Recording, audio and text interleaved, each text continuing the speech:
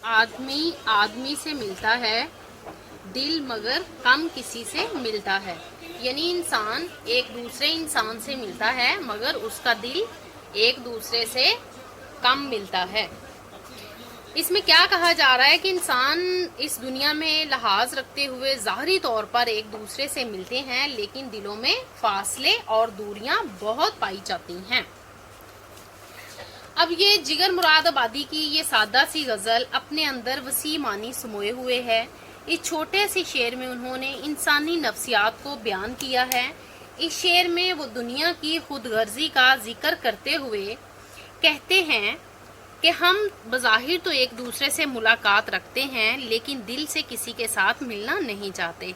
हमारे दिल में कीना भरा हुआ है। यहाँ जिगर लोगों के कौलो फेल में तजाद को बयान कर रही हैं।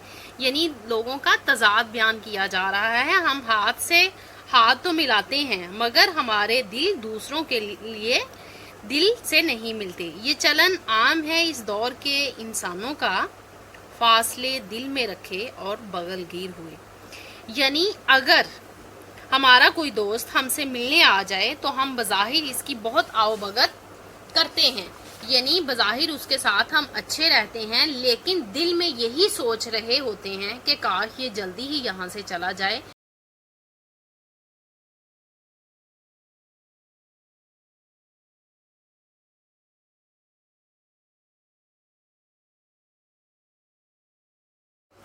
भूल जाता हूँ मैं सितम उसके, सितम यानी जुल्मो सितम, दुख तकलीफ़ें, वो कुछ इस सादगी से मिलता है। यानी वो सादा दिली से इस तरह से मिलता है, मैं उसके जुल्मो सितम सब भूल जाता हूँ जब वो मुझसे सादा दिली से मिलता है।